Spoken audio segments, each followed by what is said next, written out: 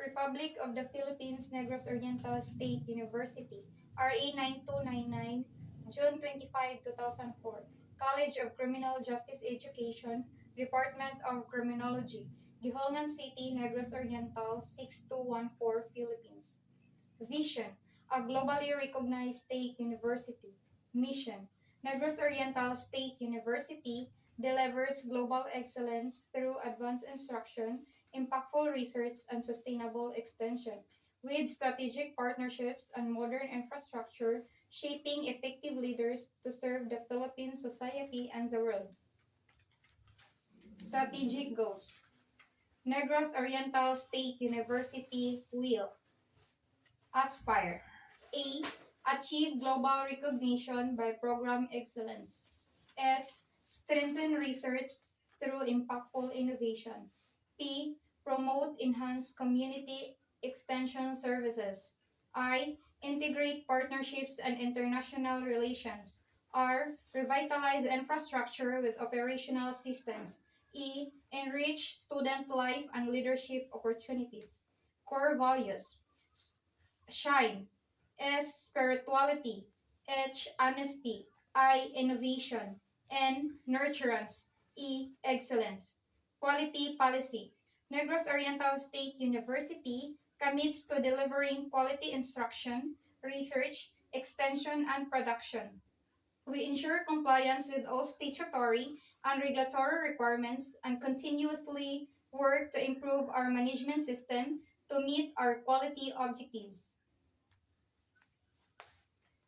Criminology, education, vision, mission, and objectives. Vision. The College of Criminal Justice Education is actively and continually involved in turning out graduates who will lead the nation in addressing the vital problems of crime control and in meeting the demands for global competitiveness. Mission. The College of Criminal Justice Education program commit itself in providing the community with professionally competent and morally upright graduates who can deliver efficient and effective services in the field of criminology. Objectives. In pursuance to the above stated mission, the Department of Criminology integrates and sequences courses of study which are well planned. These courses of study utilize didactic instruction, discussion, demonstration, laboratory practice, simulation, individual learning, and on the job training. The following are the specific objectives of the department. 1. It seeks to provide vast opportunities in instruction and guided experience whereby the students learn the basic knowledge and acquire the skills essentials to the practice of criminology. 2. It provides students with a broad cultural background and an understanding of the constitutional guarantees and due process requirements of law insofar as they affect the total administration of justice.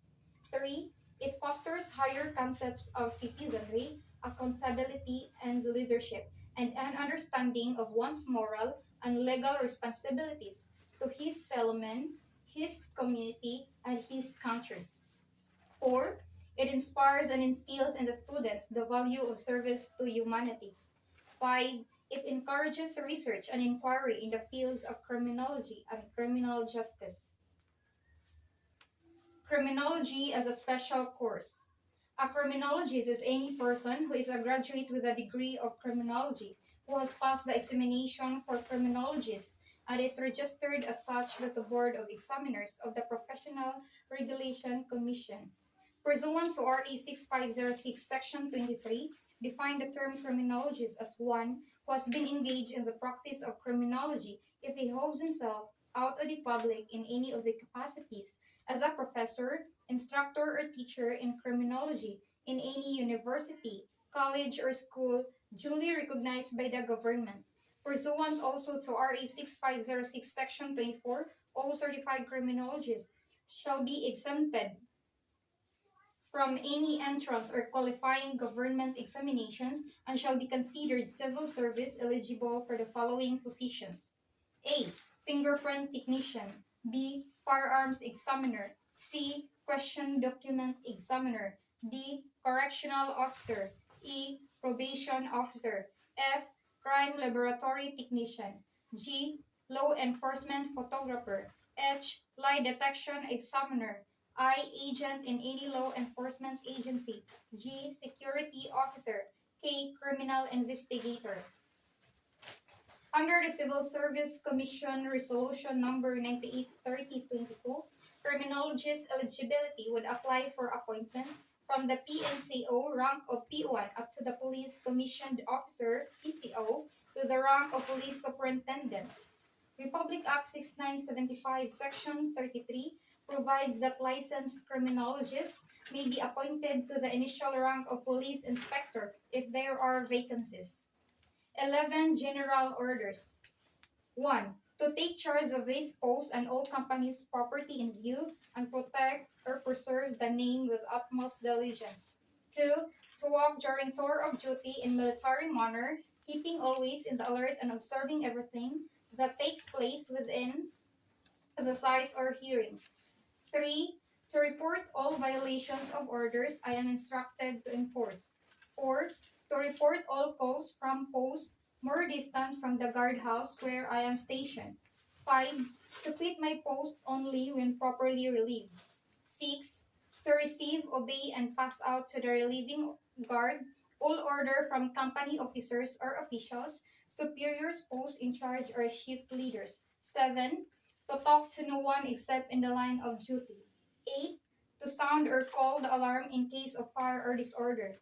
9. To call the superior officer in any case not covered by instruction. 10. To salute all company officials, superiors in the agency, ranking public officials and commission officer of the AFP and officers of the PNP. 11. To be especially watchful at night and during the time of challenging, to challenge all persons on or near my post and to allow no one to pass or loiter without proper authority and to eat my meal before rendering my duty. The Law Enforcement Code of Ethics.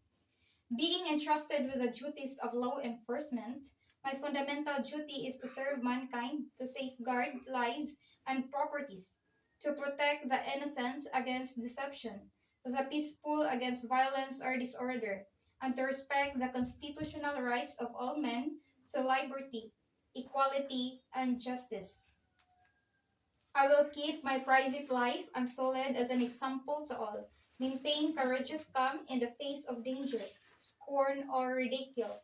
Develop self restraint and be constantly mindful in the welfare of others, honest in thought or deed in both my personal and official life. I will be exemplary in obeying the laws of the Republic of the Philippines. Whatever I see or hear of a confidential in nature will be kept ever secret unless revelation is necessary in the performance of my duty.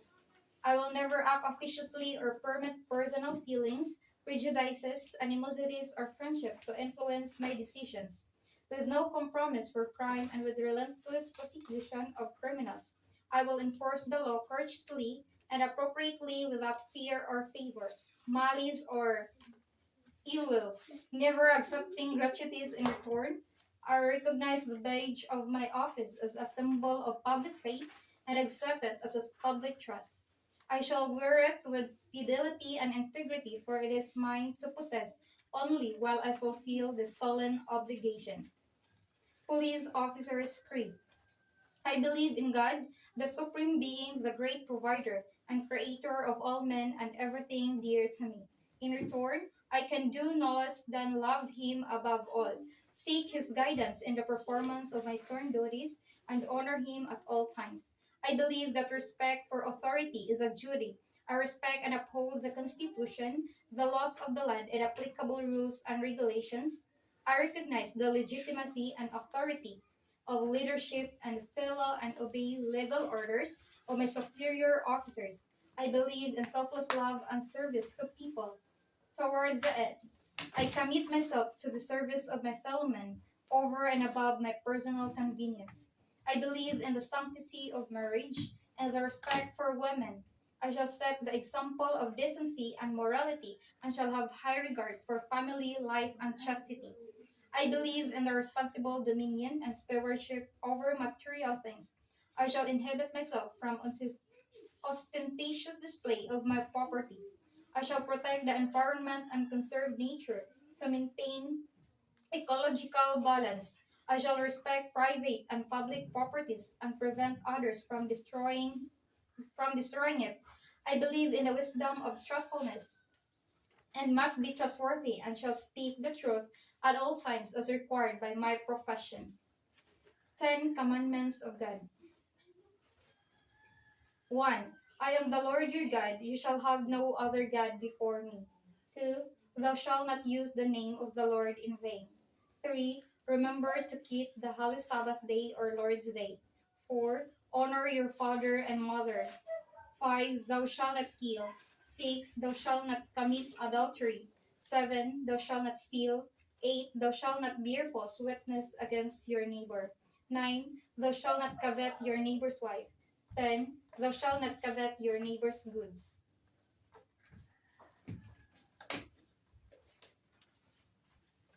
The Lord's Prayer. Our Father in heaven, hallowed be your name. Your kingdom come, your will be done, on earth as it is in heaven. Give us this day our daily bread, and forgive us our sins, as we forgive those who sin against us. Do not bring us to the test, but deliver us from evil.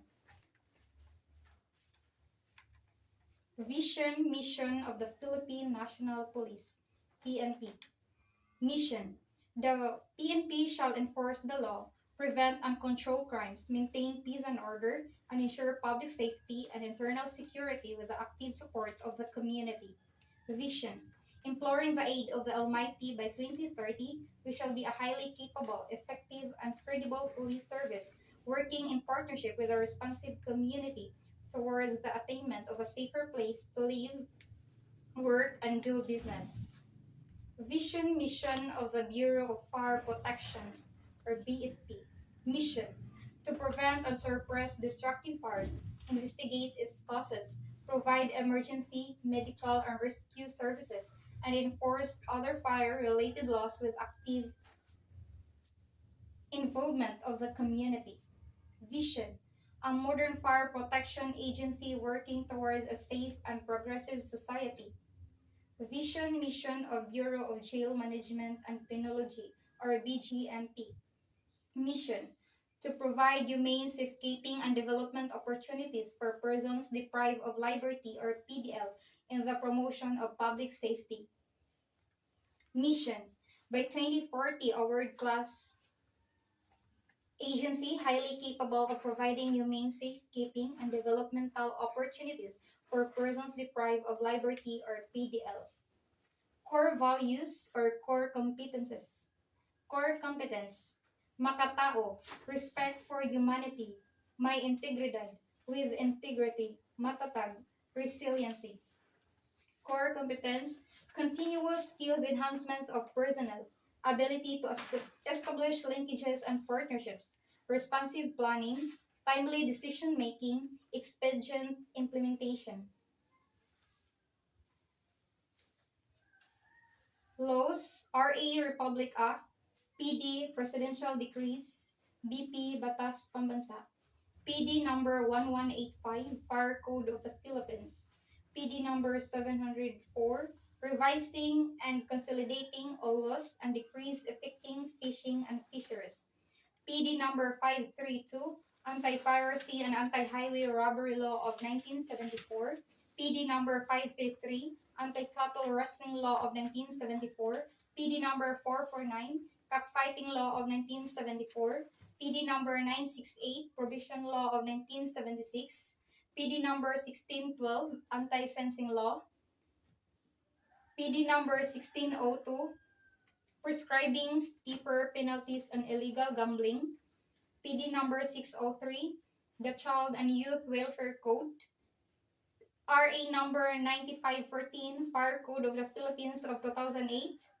RA number 7636, Anti-Subversion Law Amendments, RA number 6981, Witness Protection, Security and Benefits Act, RA number 832, Anti-Electricity and Electric Transmission Linus Material Perforage Act of 1994, RA number 3553, an act to provide the position of deadly arrow, RA number 9165, Comprehensive Dangerous Drugs Act of 2002, RA number 6425, the Dangerous Drugs Act of 1972, RA number 7877, Anti-Sexual Harassment Act of 1995, RA number 8505, Rape Victim Assistance and Protection Act of 1998, RA number 1700, Anti-Subversion Law, RA number 7659, an act to impose the death penalty on certain heinous crimes, RA number 9344, Juvenile Justice and Welfare Act of 2006, RA number 4136, Land Transportation and Traffic Code, RA number 7080, an act defining and penalizing the crime of plunder, RA number 7610, Special Protection of Children Against Sexual Abuse, Exploitation and Discrimination Act, RA number 9299, an act converting Central Visayas Polytechnic College or CVPC into a state university to be known as Negros Oriental State Universities or NORSU. RE number 9160, Anti-Money Laundering Act of 2001. RA number 6968, an act punishing the crime of coup d'etat. RA number 7438, an act defining certain rights of person arrested, detained, or under custodial investigation. RA number 3019, Anti-Graft and Corrupt Practices Act. RA number 6235, Anti-Hijacking Law Act prohibiting acts inimical to civil aviation.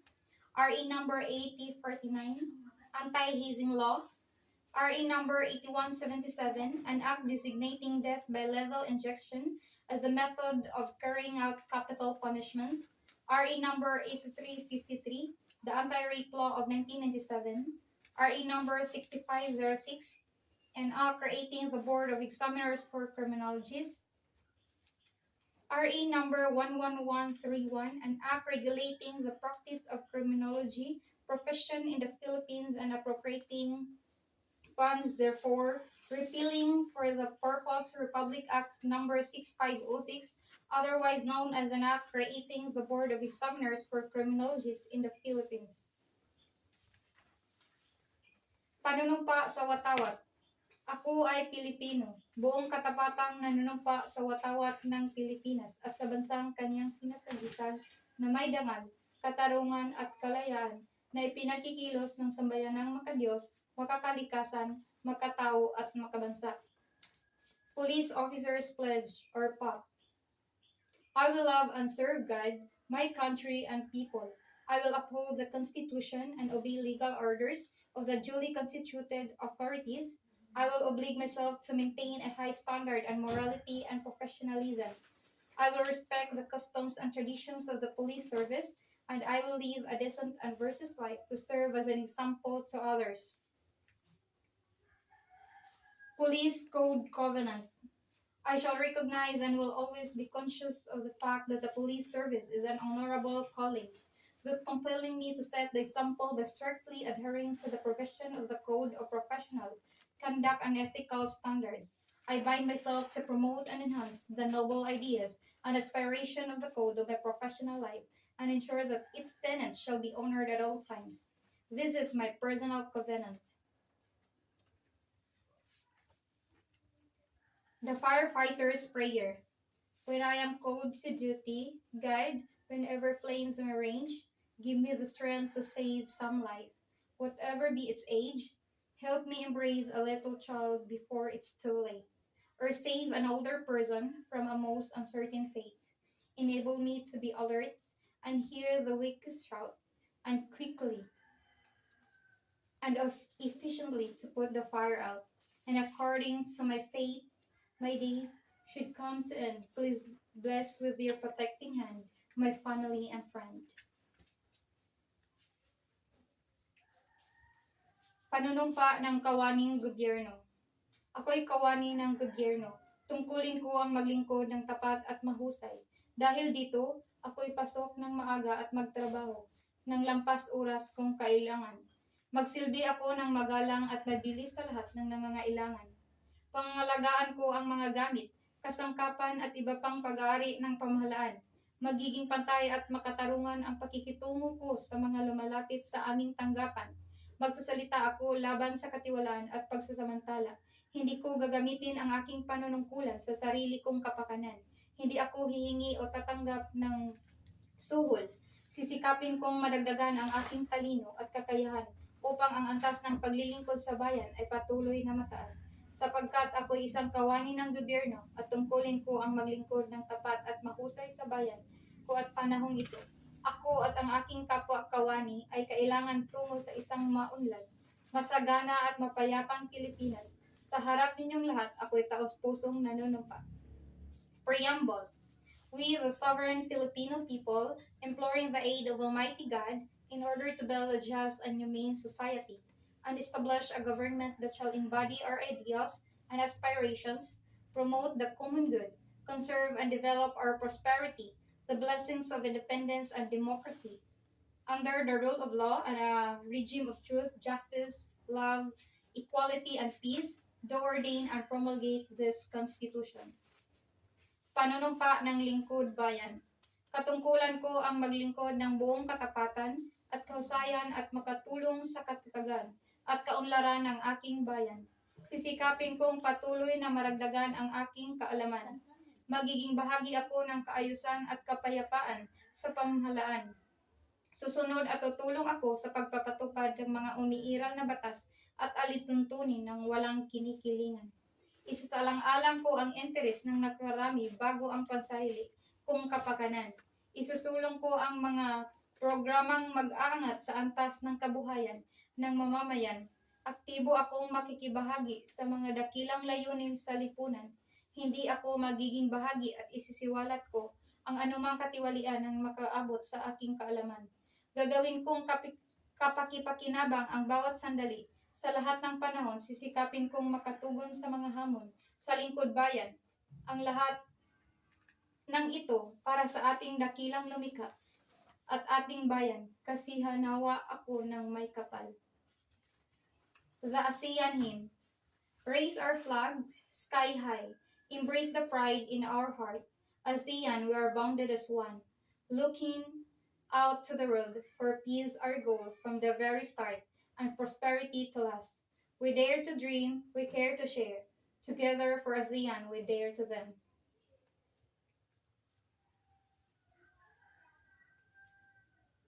Norso Hymn. In this sunny southern clime, hails a school right for all time. Negros born our honored guide, Negros State glories our pride. For the many and the few, state will lead to heights and you. For the last and for the least, take to give hope for the best. Azure blue and lily white, those who standard plain inside. Lift the lamp of wisdom bright, north to guidance for the right, and its pylons open wide. To great service on each side, for the future of this land, Negro State answers the demand. Azure blue and lily white, nurse a standard plain inside. Left the lamp of wisdom bright, nurse to guidance for the right, and its pylons open wide. So great service on each side, for the future of this land, Negro State answers the demand. Negro State answers the demand. Our pride, our hope, our future. Negros Oriental State University. Ang lupang hinirang. Bayang magiliw, pwedeng silanganan, alam ng puso, sa dibdib mo'y buhay. Lupang hinirang, diyan ka lang magiting, Sa malulupig, di ka pasisiil, sa dagat at bundok, sa simoy at sa langit mong bughaw. May dilag ang tula at awit sa paglayang minamahal. Ang tap ng watawat may tagumpay na nagniningning. Ang bituin at aral niyang kalan, pamay magdidilim. Lupa ng araw ng luwalhati pagsinta, buwalangit sa piling mo. Aming ligaya na pag may mag-aapi ang mamatay ng dahil sa'yo. Panatang Makabayan. Iniibig ko ang Pilipinas, aking lupang sinilangan. Tahanan ng aking lahi, kinupkup ako at tinutulungan. Maging malakas, masipag at marangal. Dahil mahal ko ang Pilipinas. Diringin ko ang payo ng aking magulang. Susundin ko ang tuntunin ng paaralan. Tutuparin ko ang mga tungkulin ng isang mamamayang makabayan. Naglilingkod, nag-aaral at nagdarasal ng buong katapatan.